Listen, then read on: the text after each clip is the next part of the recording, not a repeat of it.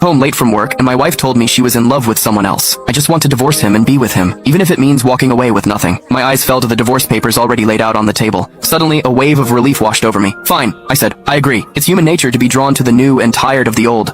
I'm no different. Tina stared at me, dumbfounded. You're just agreeing? A cold laugh escaped my lips, thick with sarcasm. What else am I supposed to do? Oh, right. I'm supposed to fly into a rage and demand to know who he is, aren't I? I should probably break down. Beg you not to leave. Plead with you not to do this. You're willing to walk away with nothing just to divorce me, but you also want me to beg you to stay. So which is it? Do you want a divorce or not? Is your left brain at war with your right? Tina was speechless. I ignored her, picking up the papers and scanning them carefully. Satisfied, I reached for my briefcase, which was still on the floor where I'd dropped it when Tina had anxiously pulled me inside. I'd just come home from a long day of overtime to find this waiting for me instead of a hot meal. She hadn't even asked why I was so late. She just launched straight into the divorce. I was done with this cold, empty life. I pulled a fountain pen from my bag and signed my name decisively on both copies. Capping the pen, I stared at its faded, worn barrel. It was a gift for our first anniversary. Tina had used half a month's salary from her part-time job to buy it for me. After nearly 20 years, it was battered and old. It was time for a new one. I tossed the pen into the trash can. We can get the paperwork filed tomorrow morning. Then I walked out of the room without looking back. I went to my son Toby's room. He was facing away from me, buried under his comforter. I sat down on the edge of his bed. Don't pretend to be asleep. I know you saw everything. After a long moment, he finally turned over and sat up, his eyes red-rimmed. Dad, he whispered, is Mom leaving us? I sighed inwardly. At nearly 40, I'd seen my share of life and loss, so I could process a separation. But Toby was only 12. In his world, his parents were his entire sky. When Tina and I separated, no matter who he ended up with, half of that sky was going to collapse. But he was a part of this family. He had a right to know about the changes happening to it. I told him the truth. Yes, Mom asked for a divorce and I agreed. But that just means we won't be husband and wife anymore. We will always be your mom and dad who love you more than anything. Toby looked at me, and tears streamed down his face like a broken dam. Dad, I'm sorry. He covered his face with his hands, tears seeping through his fingers. I was confused. Shouldn't I be the one apologizing? I gently pulled his hands away and wiped his tears. What is it? Why are you sorry? Toby's shoulders shook with sobs.